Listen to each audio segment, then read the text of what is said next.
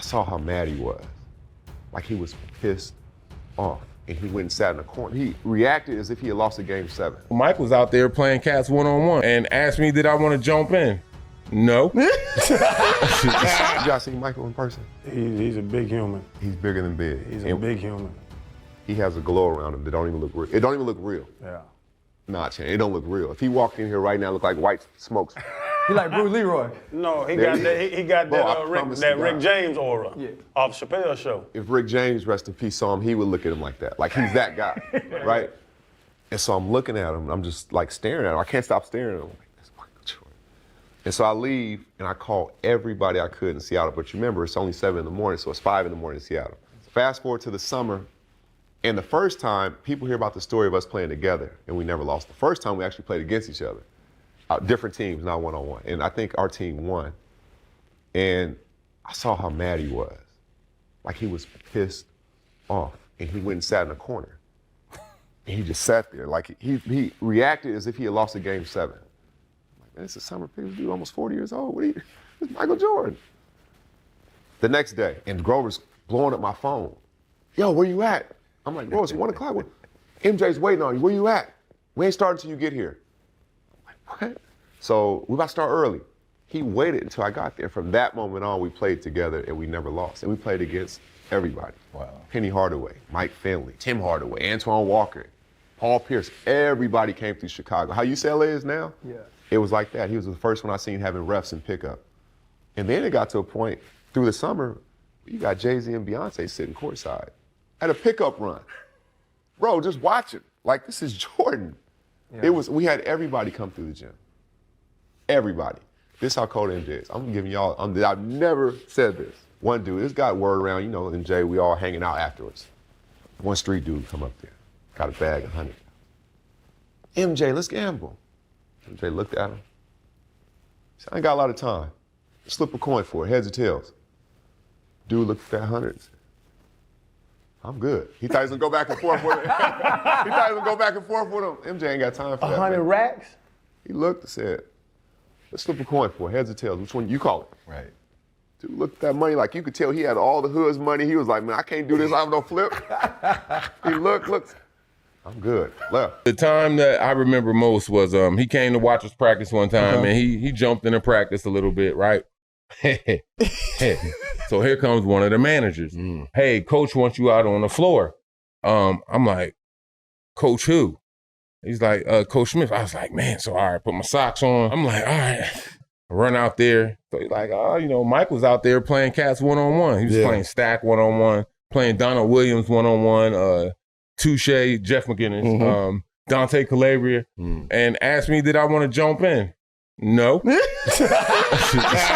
No. I got sense.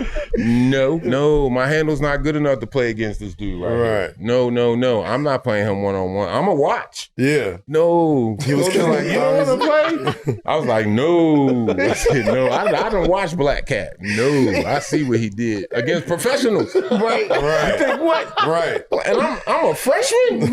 You crazy. No, sir. My story goes back to college. MJ coming back to play pickup in college back at Carolina. MJ comes in one day. It was his turn, obviously, when he was like, I got next. He jumped everybody. When he picked all of the walk-ons and didn't come off the court the rest of the day. Spanking y'all. All of a sudden, you seeing walk-on players doing stuff like, first of all, where'd you get this game from all of a sudden? It's just who he is, his aura, and how he just uplifts. I mean, you know, we see the story with Steve Kerr's like, hey, you pass it to me, I'll be ready. Like, it was one of those. And these guys didn't disappoint. And just to see how his mentality at that point, reading about MJ and his mentality in professional games, and then seeing him walk into our gym, the same mentality. He calling shots. I watched this man destroy one of our guys. Well, he was a former player playing in the league. Saw him a couple of days ago.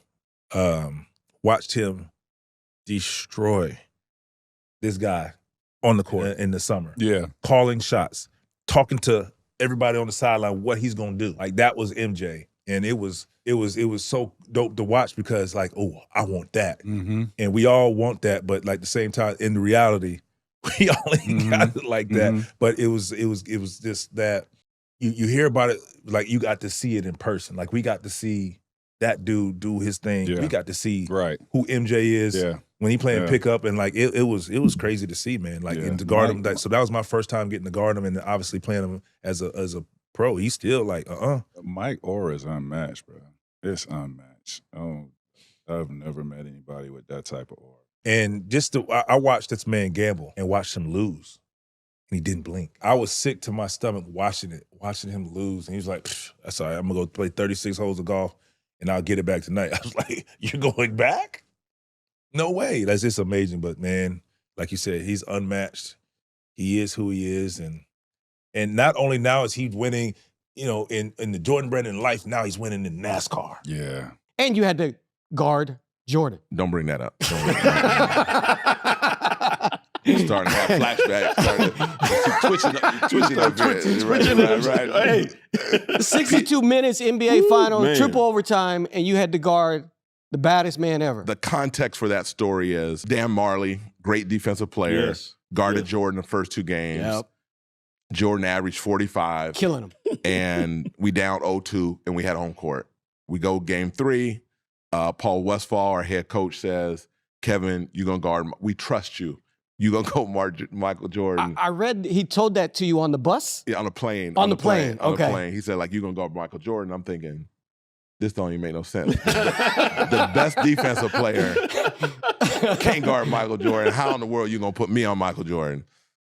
I guard him, and I also said this too, like, I didn't know for sure if it was real till before the game when you put the matchups on the chalkboard. And they, like, B.J. Armstrong and Jordan and Scottie Pippen, the whole team. I'm just, dear Lord, please don't put my name next to Michael Jordan. You just hope he put my name next to my hope. Oh, my God. So, but what it did do is it distracted me. Because at this point, it's fight or flight, right? And flight ain't an option. Yeah. So that's not how we grew up. Right. So we got to fight. Right. So now we did the jump ball, and I elbowed him at the jump ball. And he's like, what you doing? I'm like, yeah, I'm guarding you. Yeah, I got you. Yeah. I ain't Dan Marley. I can move my feet. You talking smack. You hyping yourself up, right? Look, for real. For real. You said he had to do it for himself? I literally had to do that. And, it ended up working out that I played a decent game. Our team won game 3. And to your point, it was 1 overtime. It was double overtime. It was triple overtime. And I played every single minute. That was credit to Paul Westphal, our head coach. And it's funny, he pulled me out with like 15 seconds in the game because he wanted me to get an ovation. Yeah. I'm like, we in Chicago. Right. They're not going to be cheering me on. Booing, he messed the record up. I could have 63 minutes instead of 62. But it ended up working out well. We ended up losing game 4, and then we win game 5 in Chicago, which is unheard of. We won 2 out of 3 in Chicago, and they had a fluke play in game 6 and won it and all that. But yeah, it was a great moment in the Phoenix Suns kind of history of NBA Finals, and a good moment for obviously our whole team winning a triple overtime against a great Chicago Bull team. Yeah. Well, I've done it a couple of years. I did it to Joe Dumars one year, but it all started when someone did it to me my first couple of years. So I decided to pass it along. See MJ walking towards us. He wasn't even in there for the big picture. He just got there. He just got there. So he's walking, and there's more cameras on just him by himself than it is on all of us. And it was like, that's when you really saw the difference of like, man, this dude the GOAT. Yeah. Like when he was walking, everybody was just staring at him. Yeah. Like even all the people that was like the top 75 looking at him. The other 74 was looking at him like he was walking up. He walked up. It was like he just took over I know the whole situation. Was that your first time meeting him? Because before you said you hadn't met Mike before. I still ain't never met him. You just looked at him. Look, I was sitting there. I was standing next to Clyde. And I just was staring at him like, because all the lights was on him, and it was just like, man, that's Jordan. Like, he's glowing. I'm looking at him like his arms and his hands. Like, I'm just looking at him like, damn. I ain't say nothing to him. Then they lined us up, and we all walked out.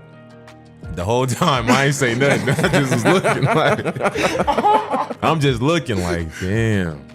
I was looking around at everybody, but like when he came out, it was like unreal. Yeah. That was How loud it was, how everybody like, if you looked around the arena, it was nothing but stars there. Yeah. Right. Like we would all recognize these people as stars, and how they even was looking at them was like, they felt small too. You know what I mean? Like everybody was just like, it's Jordan. I tell you something, when he walked through, Just aura, that's it. everything Just aura, changed. yeah. You know when the coolest person walk in the room? Yeah.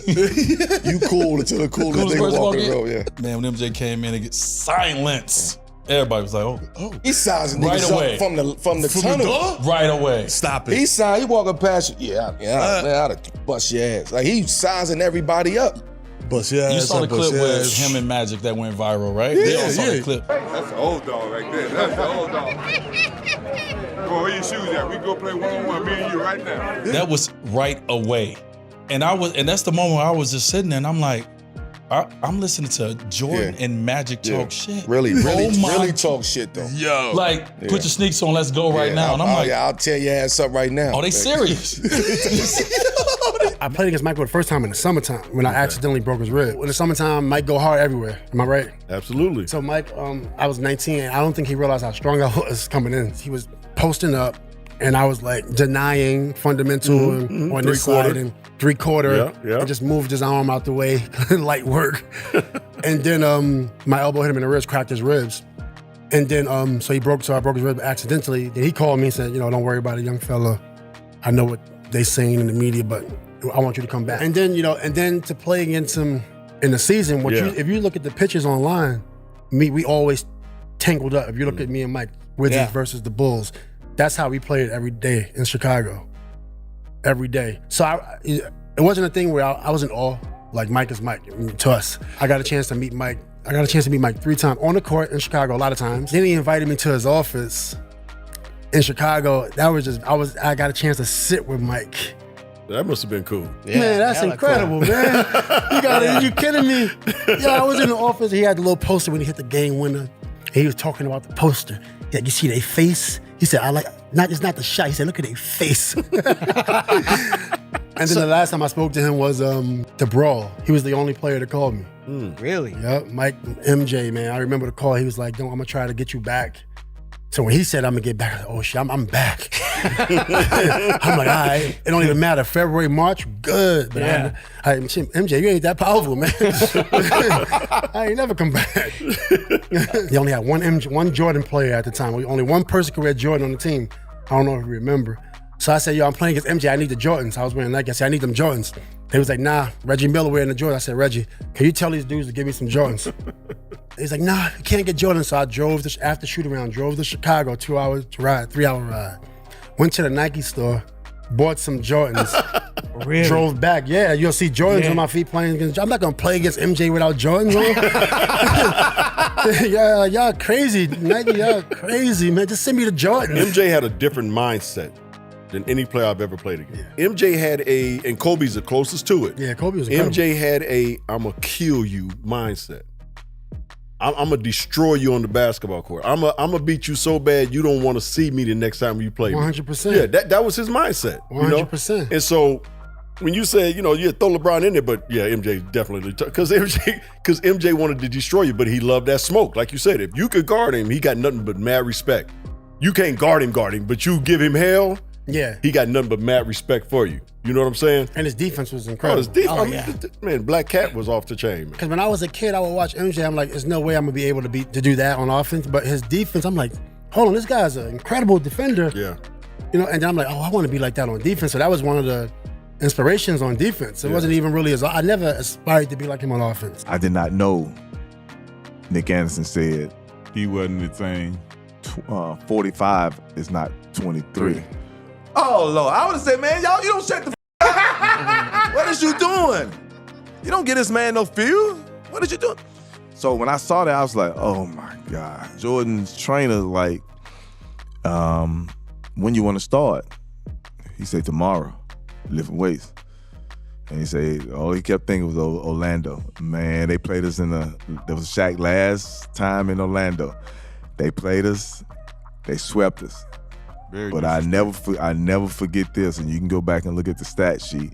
Horace couldn't do nothing, put his head down and just laugh. It was on the free throw line right in front of us. Jordan, all Scotty was talking shit. Boy, Jordan had 2 free throws at the end of the game. He hit the first one and missed the second one on purpose. And we was like, what the f*** you doing, you know? Somebody said, look at the scoreboard. He left 45 on the scoreboard. You know Jordan petty, you know, motherfucker. He left 45 for last year on the scoreboard. The best player in any one game to win it, if you had to put all the marbles to state it, there's a lot of ones that you could go with, but my personal one I would take Jordan to win one game. I think the combination of athleticism, skill, will was something, you know, people used to ask, like, what was the name of that special, that ESPN thing they did on him on, what was the name of that? Last Dance, right? Yeah. They said, you watched The Last Dance. I said, no, I lived it. And so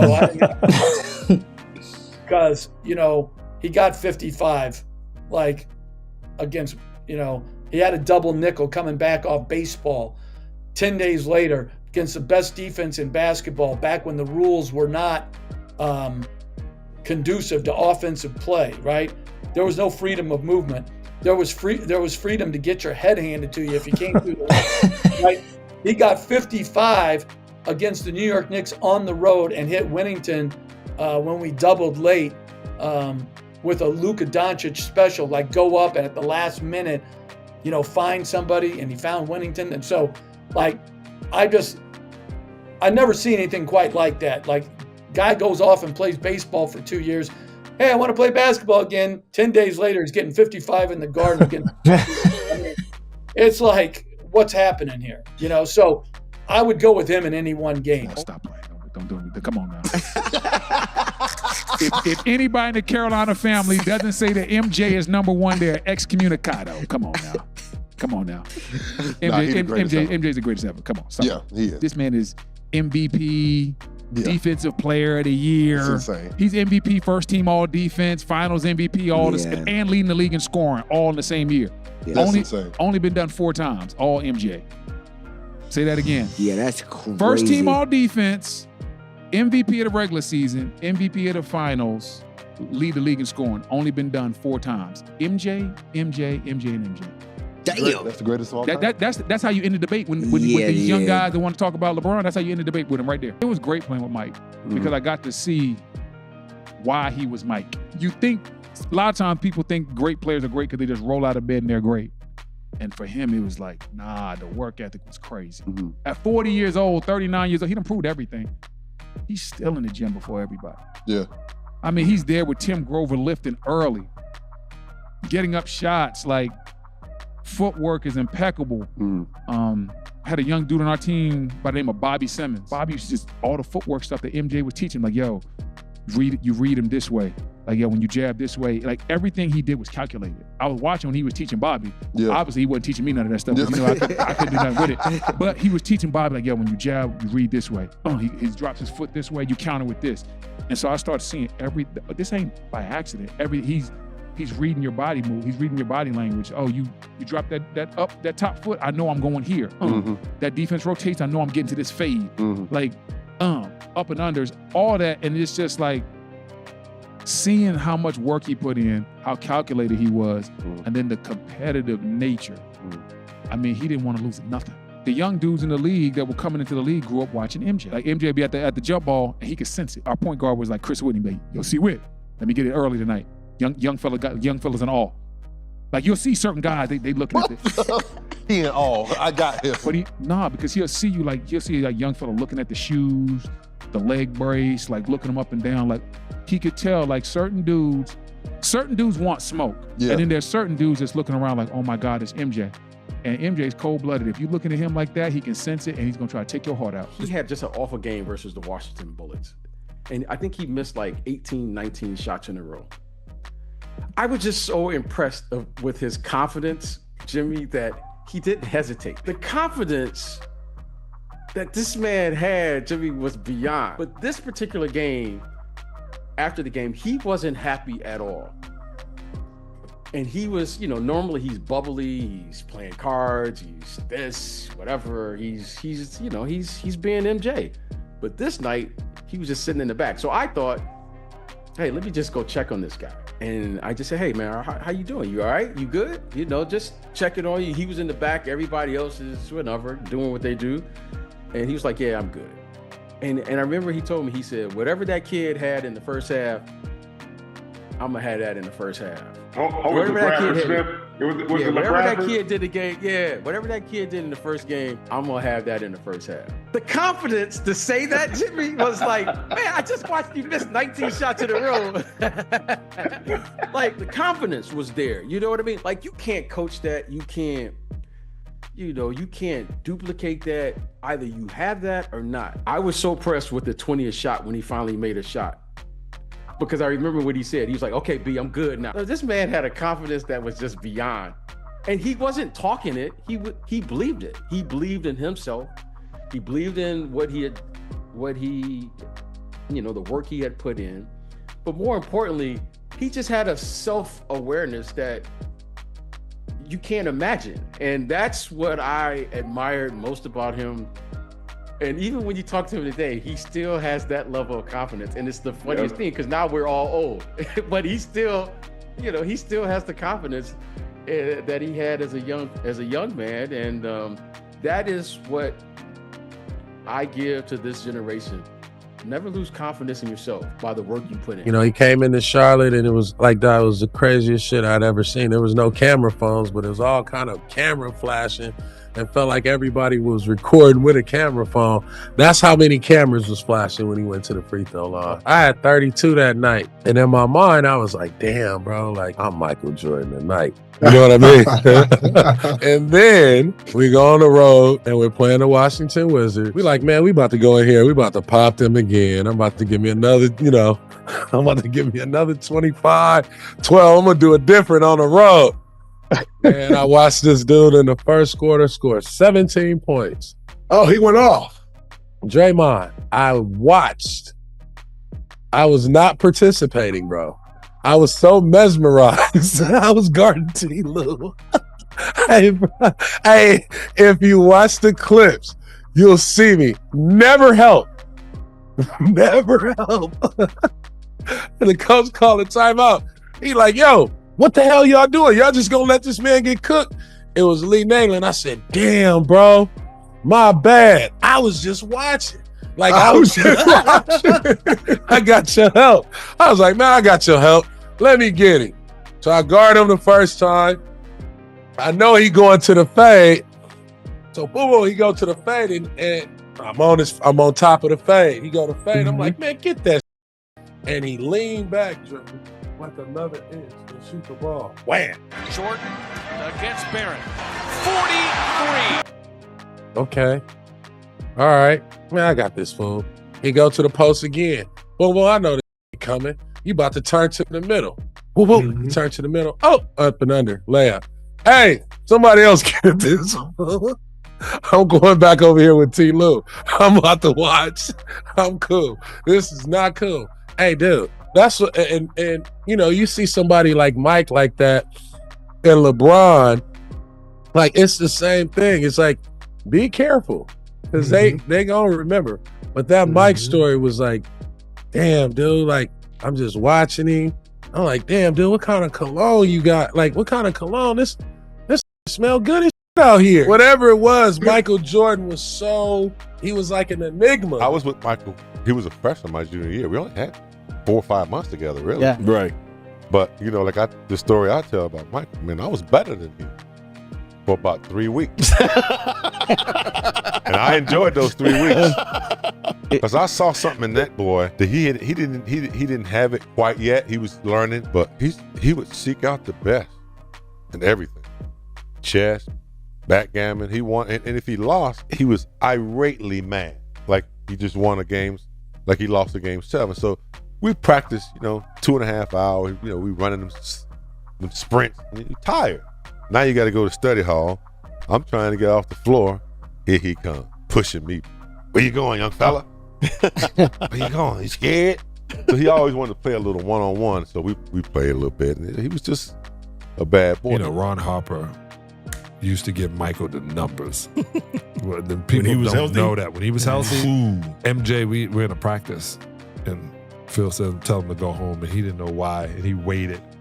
And he was like, all right, we're playing for minutes, scrimmage for minutes. And MJ came in, nah, you ain't putting me out. And he had on regular tennis shoes. They looked like Vans, but they were Nike. And he had his sweats cut and rolled at the bottom. You know, he thought he was fly. He wasn't. You know, you don't say nothing to the Messiah. He was like, yeah, put all the Pistons on that team, Wood Harp, and put Randy Brown over there. And Harp was pissed. And all of a sudden, I'm running back, and MJ gets a steal. And I go, and he's about to do the right-hand jump. I said, oh, I know exactly what dunk you're going to try. I'm getting this. I don't care. And I drop step and turn around about to jump. And as I'm about to jump, his midsection is moving past my face. And you know, you try to bring yourself down. He was like, block this, bitch. Boom. And I'm like, I take the ball out, boom, boom. I'm staying in the hotel behind the facility. So I would jump the fence. And I go home, I call my mother. She's like, how is it? I said, Ma, I just saw the greatest player of all time. She said, it took you that long to admit it. I go, yeah, it took me this long to admit it. But I just saw him playing tennis shoes, no tape, no knee brace, no wristband, sweatpants on, t-shirt, and a practice jersey, and thought he was in the finals against us. Like, he literally thought he was reliving the 80s. And I was like, yeah, this dude is on next level. He is. And we would go out to play against somebody, and, you know, MJ coming, everybody's happy to see him, but even in the back when you're about to put your hands together, he was hella intense. Yeah. He was the last to come out.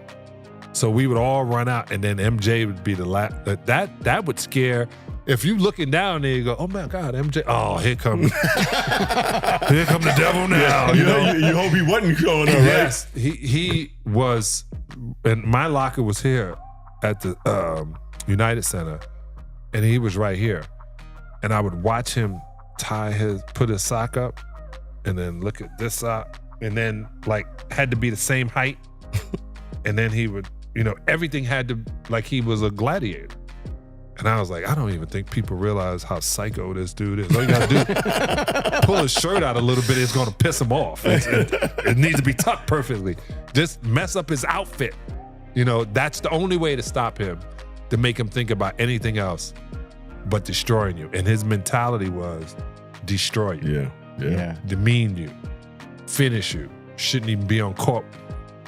It's the best thought in the world. For life. Yeah. When every time you face him, he wanted to make you feel like, man, I ain't got nothing, I can't do nothing with this dude. I don't even want to play tonight. You know what I'm saying? He wanted to make you quit. Do you ever see Coach when he's standing there with his arm folded when he was a Laker coach? That's what he wanted you to do. I want to go home. I want to go home right now. I know a lot of guys who played against him that wanted to go home too. Like, man, I'm gonna foul him just so you can put me on the bench. I ain't got to play against him. I mean, there were some guys that just didn't want to play with him. Yeah, they didn't want to play against him. He really did want. And I would tell people this all the time. Spotty, they was like, so how was he guarding Michael Jordan? I said, well, the way I guarded Michael is I'm gonna play back. I'm gonna make him shoot jump shots. I said, but the other thing is, every time he hit a shot, I was like, man, good shot, MJ. That's a hell of a shot, dog. I'm right there. I said, if you kill him with kindness, I said, but if you talk shit, just one little word, you might have, man, that's all he needs. If you sit and just watch Wizards Jordan and see how incredible he was from 38 to 40 years old, the way he scored the ball, the way he was able to create his shots from the post, from the elbow, off one dribble, off two dribbles, stop, pull up, how physical he was in the post, how he was able to create contact and still get to the basket. He wasn't athletic like he was, but still being able to, finish over guys. It was so incredible because it was such a master of art, how simple he just made the game. It's just playing off jab steps, pump fakes. And I used to watch every bit of Wizards Jordan because it was like, if he doing this at this age, let me figure out how to master these things that he doing, because you don't see everybody doing it. Everybody want to do the dribble, double step back, all that. And it's like, nah, let me make the game simple and kill these spots and angles and using my body on the fadeaways, either shoulder. So that's one like thing that I took from Mike, Wizards Mike, because he was incredible. If you really watch him, he was incredible, man. Well, your ass better get some sleep the night before. I'm gonna tell you now, that's one motherfucker right there. Now I used to go lay down and elevate my motherfucking feet above my heart. Like my mom used to say, put your feet above your heart, baby, before you play him. It gonna bring some energy back to you. So I'm country boy, so I used to lift my eyes, do it damn what my mom used to say. That's the only motherfucker I used to stay home. My wife used to be glad for that. When Mike come in town, because I really never used to stay home. My wife used to be glad when Mike come in town. She said, oh, this nigga, look at his ass now, because Mike in here. Look at this nigga now, he gonna lay his ass down now. And yeah, because this Black Jesus, man. That's why I call him, man, the best player I ever played against, man. I mean, it's no comparison. He was a different level. He was an absolute different level. Playing against him in the league. So we're playing the Bulls. I never told this story. I was benched, so we're playing the Bulls. So I get a call the night before. We'll play some cards and hang out, whatever, just chill. I go into the city, go to Mike's room, play cards. I'm not playing. I know I'm benched, so I'm playing cards. I'm doing my job. I'm gonna keep him up all night. We playing cards all night. So shoot around is at 10 in the morning. We finish playing at 8. I gotta now drive so I'm not late. So I get no sleep. I drive to SUNY Purchase practice facility. We practice. Game that night, I take a quick nap, gotta hit the road, game in the Garden. I'm sitting on the bench, I am tired. I'm sitting there like, this dude got 50. Like, how is this dude still surviving? But he did it to everybody and every single night. Mike is competitive in anything he do. I don't care if it is shooting marbles. He does nothing half-ass. He wants to be the best at everything he does. And pretty much he is. So we going to shoot around, and we're leaving shoot around, and we're on the bus, and MJ, man, drop me off here. And drop him off at the bar. He said he's gonna have some beers, right? Say he's gonna have some beers. Listen to the rest of this story. Gonna have some beers. So he tell us to pick him up on the way back to the game. We pick him up, he still got his sweats on. MJ come to the game suited and booted, all right? Still got his sweats on. Pick us up, he get on the bus. Man, I'm feeling good, right? Bubbly, you can smell the beer on him. Got 30 at half, right? Going through warm-ups, man, I'm seeing 3 rims. I'm gonna shoot at the one in the middle. That's hard. And then told us, if y'all can't beat them, we don't need to win a championship. Y'all could beat them without me.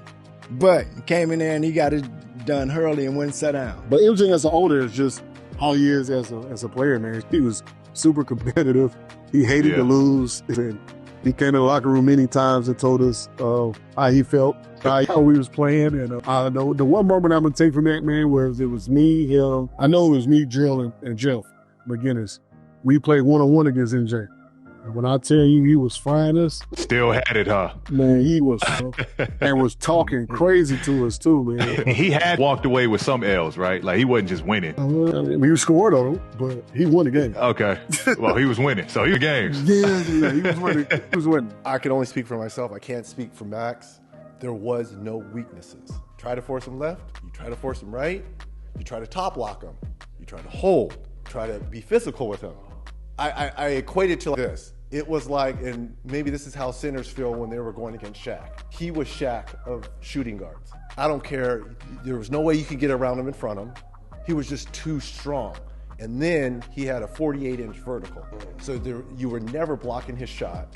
And he could stop on a dime, his handles, and then he held the ball like it was an orange. So he's taunting you, holding the ball on your face, the tongue is all out, and he's chewing the gum and all that shit. And you come down, and the black eyes are looking at you, and I'm looking right back at you. I ain't going anywhere. And he's looking at you, and man, no weaknesses, none, zero. I love tape. I'm watching. I'm always trying to find a tail. And I found a tail on everyone. I could not find a tail. Not one. If he goes left X amount of times, what is his percentages? Great. Right. Great. Step back. Great. Rebounding. Great. Passing. Great. You can't punk him. I'm trying to find something. So it's almost like by committee. Derek McKee. Come on. We got to get some help down this. Come on now. Don't be here. I've been calling. Proud to beg. Come on now. Too proud to beg. That's what I'm man. trying to The toughest tell you. shot in basketball, which is the fadeaway, he shot that high clip. That's the toughest shot And in you basketball. can't Get block to it. You can't but get see- it. but see, it's faded away and it's at 48 inches. When he got to learn how to put it back to the basket and get in that post, that's when he got. And really then he got crazy he would there. do the He get- Elijah one. You get The that. shimmy So shake shit on you. He Oh, gets you Lord. leaning. Oh my goodness. And maybe Max can attest to this. Pick and rolls. Don't let your big be one step too. He's splitting. And then now it's up to Dale and Antonio. Good luck. below. Good luck. Now he's your problem Good now. luck. Good luck. Somebody finna get banged on. He's your problem now if he splits. But then when you would extend him to half court, he would get this shoulder or this shoulder, which way he was coming off, and get under the big, and then it's downhill. So now if you're trailing, as shooting guards are, you got to get under, and then and on top of that, he can shoot. They talked about it. I've seen a lot of videos about his athleticism, but I seen the video recently when he got a tip ball and they passed to him. He went up on vertical on Charles Barkley. That's so bad. That's another thing that people don't understand. Not only could he's known for the two-handed, but he could one leg too. Yeah. Either leg. It was, and be out till 4 or 5 o'clock in the morning, smoking, drinking, whatever. It's going Playing down. cards, games at 7:30. Sometimes he'll go play golf the same day he play. Man, it's almost like he was trying to make it fair. Let me go get a buzz and some heat strokes so you guys can have a chance tonight. Man, didn't have a tail, guys. Mike is the best Basketball player ever. He told me we was losing too. In Charlotte, he came in practice and had his way with us, bro. Talked to us bad. Told me every championship what he averaged and everything. We couldn't say nothing. And we was Charlotte. We was barely making the playoffs. How we gonna get 6 championships? MJ, I'm getting ready to be announced, and he started moving closer to me. I'm like, MJ, you know you going last, bro. What you coming over here for? Like, you know you ain't about to, I'm not going after you. So what you doing? I didn't know what he was doing. He just kept inching, like he was sitting closer. And I guess he had already told Scotty or somebody, I'm about to do the snap off or whatever. Bro, I walk out and he snapped them Jones, and I had to hold my pants, and I looked back, he just laughing like I'm on or something. It's crazy, but I'm like, hey man, that was the ultimate compliment to me because that made me feel like, you know, that he was like, he respected me and who I was. This when I knew Michael Jordan was crazy. Michael's the most competitive person I've ever been around in my life. So me, him, Chuck Daly, and David Robinson go play golf one morning. We're playing Puerto Rico that afternoon. Chuck says, hey, guys, we played 18. Michael said, I'm gonna play another 18. Chuck said, we got a game tonight. He says, I'll be good. This is how crazy Michael is. We get to the game. Charles, you got this guy.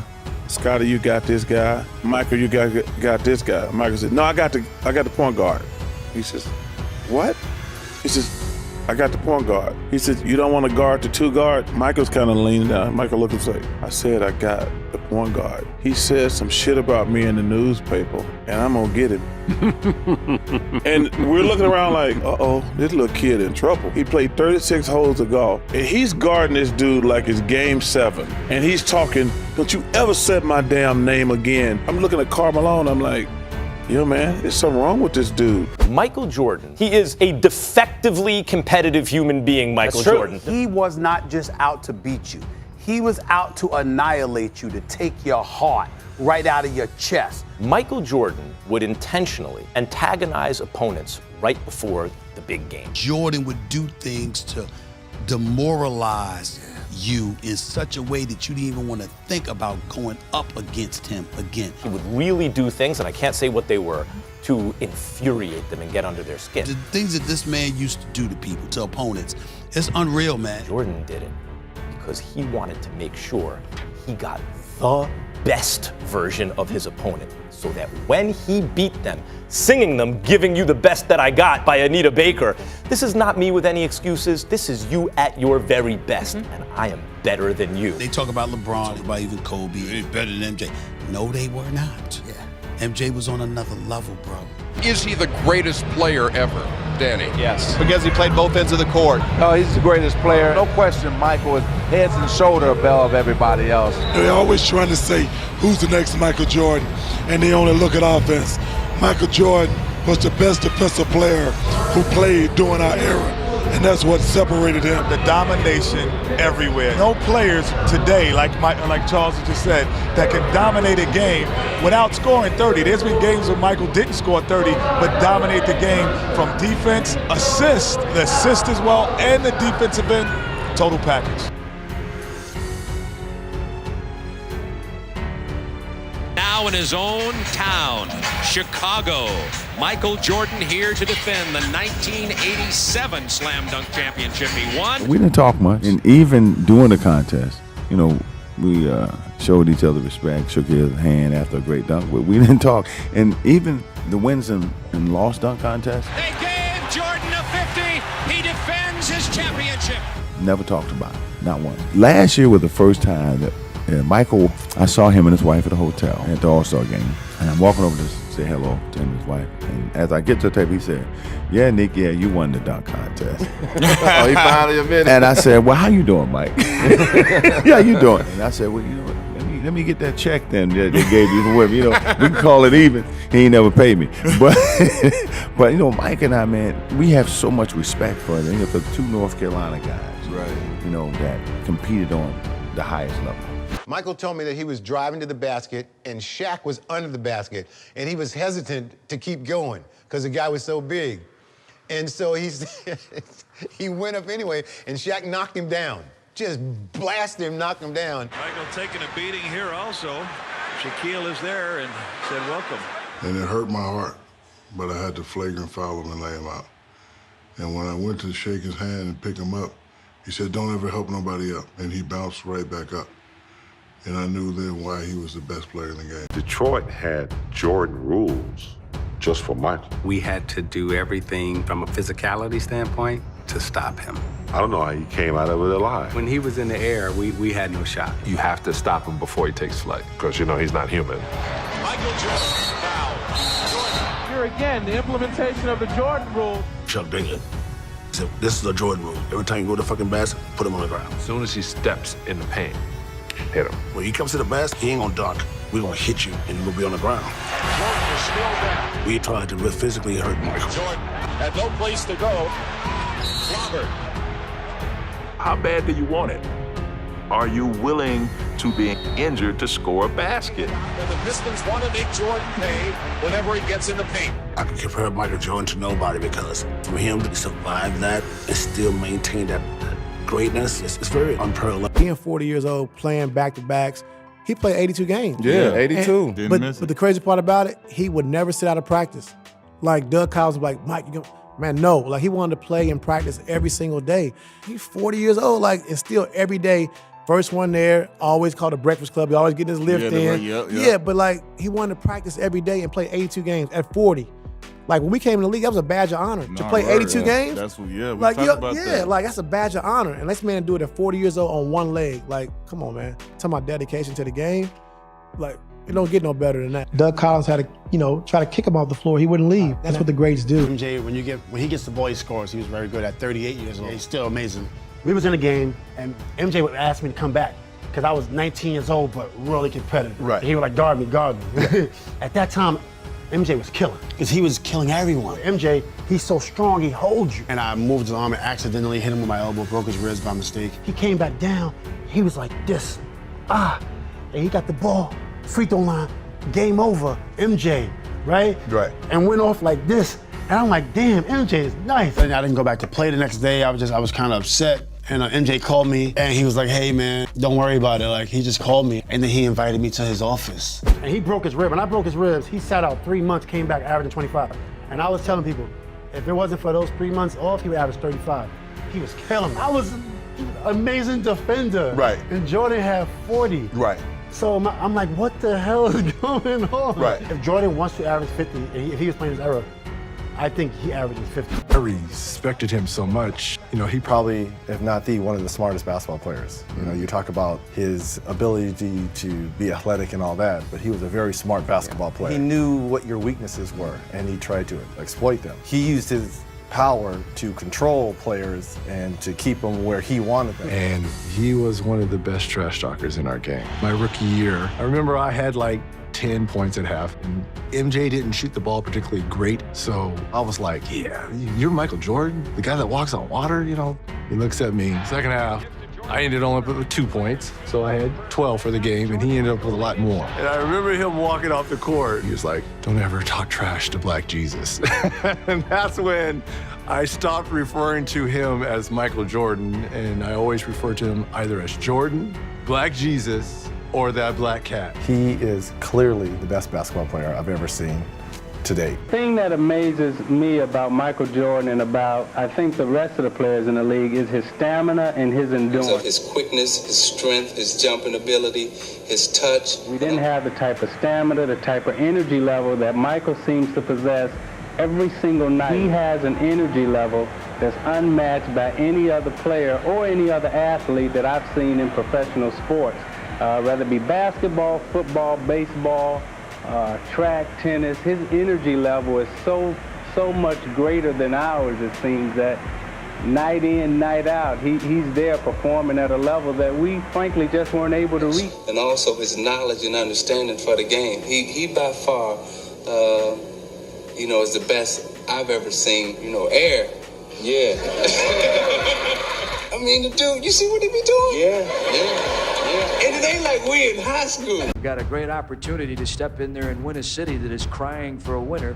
Perhaps you can turn that Bulls thing around. What do you think? Hopefully, I can go in and contribute and maybe turn it around. I'm looking forward to that. We wish you were 7'1", but he isn't. Michael got to realize that he's not 7 foot, so he's not going to carry a team in the NBA. 1984-85 season will go down in history as the year Michael Jordan came to town. He has touched the hearts of Chicagoland and the nation. He does some things that I just never seen before. Words can't describe him. He's poetry, emotion. If you guys remember in 1984 when they drafted Michael Jordan to the city of Chicago,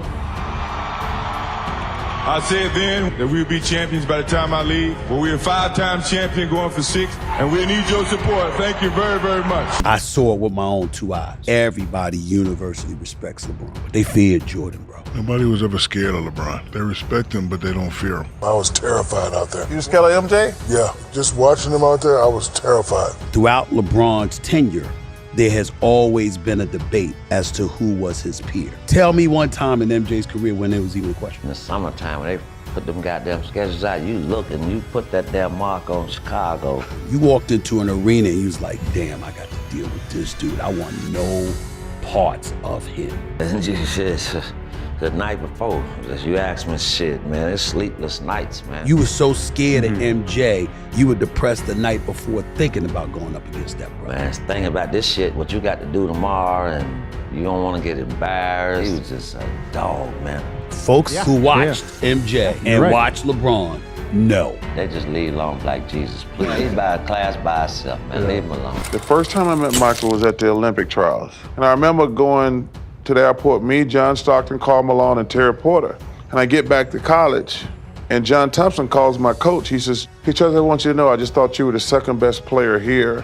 And so I said, "Coach, I really appreciate you taking time. It meant a lot to me." So we hang up the phone, and my coach says, "I thought you were the best player." I said, "Well, I'm not."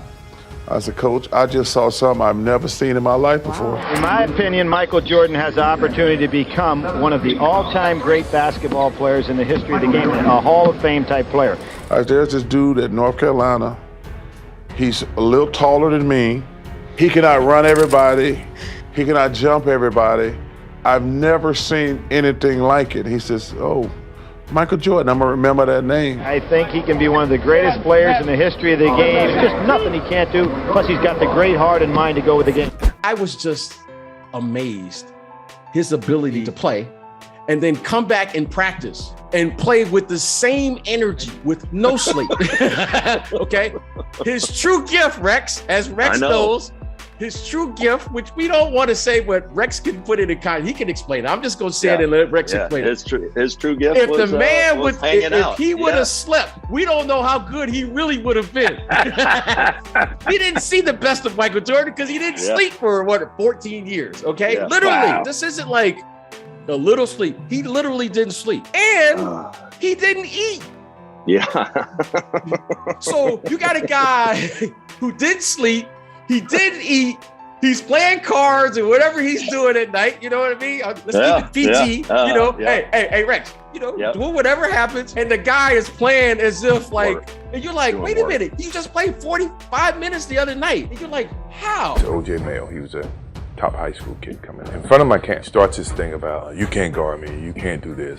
I got it going a little bit, had a little bit of John. Then he said, okay, now let me handle my business. So I stopped the camp, send the kids to bed. I said, oh man. We go back to playing, and he starts his whole thing that you can't guard me, you can't do this. We continue playing pickup, and you know, Mike was Mike.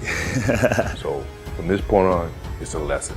And from that point on, it was a lesson. You know, he was jawing a little bit and really getting into me defensively. You know, he's backing me down, you know, said, better scream for mama. You know, his mama, you know, hit the famous fadeaway on me. He never won a game. Finally, I just said, look, dude, you may be the best high school player, but I'm the best player in the world. He said, you may be the best high school player in the world, you know, but I'm the greatest ever. And don't you ever disrespect, you know, the great like that. I don't consider that trash. I consider that fact. You call it trash. We do the interview and we go to commercial break. And then I said, hey, it's a shame you're retiring, man. So I wanted a piece of you. And he turns. As you might imagine, his airness wasn't going to ignore a challenge from anyone, let alone a reporter. And he said, how would you guard me, MFer? Come here. Let me see how you would guard me, MFer. I went, okay. Patrick complied and put his forearm in the middle of MJ's back. Needless to say, Jordan wasn't impressed with that defense. And he just laughed. He said, you're lucky I'm retired. And then he walked out the door. I had 50-something in Atlanta, the game against Chicago. And I remember going back to Chicago, and I had a suit and tie on, sitting in the locker room, and Jordan walks in our locker room. And I'm saying, what the hell is he doing in our locker room? And he walks by me, he walks by Kevin Williams to get to Randy Whitman, he taps him on the butt, he said, lace him up, it's gonna be a long night. And he turns around and walks out. And I'm shocked, right? And I didn't know what to say, I'm in shock. He walked in our locker room. I didn't say anything. He had 60 that night. He had 60 that night. It got to a point with him and my youngest, they're such competitors, and so am I. It gets heated? So, do it. Do it. You know, it gets to a point where he's more agile, he's more versatile, so he can do all the moving around on the court. Me, I want to limit my motion. That means I'm going to start backing in. Make a smaller court. A smaller court. And it gets to a point where, you know, he starts talking trash, Marcus starts talking trash, and then my game elevates, you know. Of course, he starts talking trash as well. I do. It never ends. It ends you when I finish. You can't even not be competitive with your own kids. Oh, I can. Yeah? I just don't play. Have you beaten him? Yes. I'll put it on the record. Yes. We played. Ask him how many times. Once. We don't play that much. When I beat my dad at golf for the first time, there was no one happier about it than my dad. It didn't thrill you that much? No. So I was playing in Charlotte, right? The first year I got there, we got to the playoffs for the first time. And so MJ loved me for that alone. Right. But when I first got there, it was kind of rocky. So we got our ass beat by somebody. And he came in the locker room after the game just going off on us like we need to get our shit together, right? And I made some little comment or something like that. He ain't say nothing. So he came to practice the next day. Back on that shit. Yeah, y'all think y'all did something? I'm 6. Oh, he started talking about all his accolades. Take my shoes off. Because, you know, he had gave me his, you know what I'm saying? He wasn't just talking to me. He was talking because everybody had his shoes off, but he had gave me a deal and all that. Yeah. This shit kind of directed to me and Gerald Wallace because we the leaders of the team. Yeah. You know what I'm saying? Yeah. So he going off. Mike told you take his fucking shoes off. Damn near. You know what I'm saying? Look at all the shit I done done. I'm just going off on us right to the point where he gets on the second team in practice. And we lose. You lying. You ain't losing 50-year-old. Mike suited up. How old was Mike? Listen, nigga, this was in 2010. Mike suited up? Dog, whatever he had on, he came out there, got on, pushed against the guard, whoever Gerald Wallace was guarding, the 3 guard, kicked him out and got in that spot and played with the second team. My second team wasn't scrubs now. Oh, he scored a couple points, and to the point where he talked so much shit afterwards, he grabbed the ball and went dunk one on the way out. I've always said Michael Jordan and Scottie Pippen together, 2 of the best defenders I've ever seen. The day before, Allen Houston went off like 20-something. And I remember Jordan said something to the effect of, you ain't gonna get a shot off today. You're not gonna even get it above his shoulders. Like literally, like you're not gonna get it above here. And that day, Allen Houston did not get it above his shoulders. And that's when I realized how good Michael Jordan was. After that, I second-guessed if I was going to be a professional basketball player. And Jordan, I don't think I can explain to the world how big Michael Jordan was. Oh, a spectacular move by Michael Jordan. Those songs from him, sometimes I feel he is like that is that, the shoes. And before it was this cultural icon, he was our icon, wearing the double chains and the rock, the cradle rock and dunking the basketball, like seeing him on the court. There was no Instagram behind the scenes of a player in the locker room. We were privy to something at the time that no one in the world was. We in Chicago, it's my rookie year. I'm on getting back to the go. I got about 70 people at the game, the hood in here. We all in here, right? So I'm just on one, but I haven't had no sleep. I'm just on like but JR is having a good game. So as we come out the timeout, just I'm on, y'all. I can't even explain it. I was just like, keep killing that, killing that. Boning, straight up. You have a good game, Joe. Keep going. But it was on some just fly by. Like he was like, yeah, you too. So as I'm walking off, the nigga right here, Mike can hear me, but I don't really give a. So I'm like, so I double back like, yeah, keep killing that, yo. You killing them. So as I say that, I feel it. Hands on hips, legs locked. Then look. Had me for about 15 seconds. So I start to feel it. There's two ways you can go in this.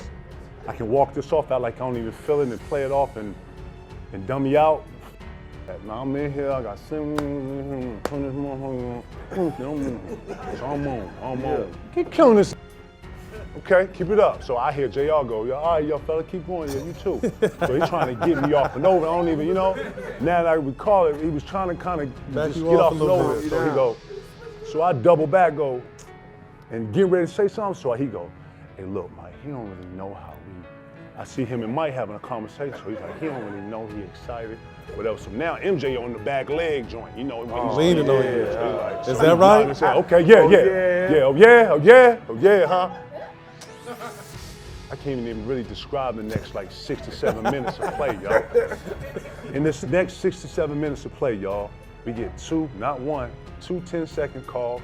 You bring the ball up, you got to get across half court. 2 10-second calls. We down 25 now, it was just at 2. Mike had 18, he had 40 now. JR, myself, we ain't scored in about 4 minutes. And I subbed 3 of the starters. It's just, finally, flipped. It got bad quick, y'all. I come to the joint, and they know this. When you come and you've been on the run, when you not got back on the floor, got back, had to rebound, and you feel like you on defense all the time, you come to the bench like this. So I was like, JR, man, my bad, dog. I'm sorry, man. I'm sorry. He like, it's cool, man. I told you, just shut your ass up, man. You're not fun. So you got in between the Gatorade there where you like, damn, and next thing you know, we over there like this. That's it. And Mike came down. Okay, young fella. Okay, damn, young fella. Damn, y'all done? Damn, young fella. Never talk Mike ever again in life. I've asked myself this question. If we could take a pill or deer antler spray that could make us perform to the level of Michael Jordan, to compete at that level, because he was so far advanced over everyone. If you could take a pill and compete with Michael Jordan at that level, would we have taken that in the 90s? If it wasn't going to hurt you but make you perform at that level, I don't know. We knew the world was going to be watching. We knew everyone wanted to see what Tony Kukoc was like, and we were going to give him the worst experience he ever had on the basketball. Playing against Tony Kukoc, we were playing against Jerry Krause in a Croatian uniform. They was debating who was going to guard him. No, I got it. No, I got it. I'm looking at Michael and Scotty, and they're ready for blood. Man. It was hard to run across the half court without a ball. And with the ball, it was just, here, somebody else get it. Tony definitely wasn't getting a shot up, and he wasn't going to score. Kukoc is nothing for 4, and he's contributed nothing. We wanted to go guard him on the bench. So protecting Kukoc. Them dudes were all over him.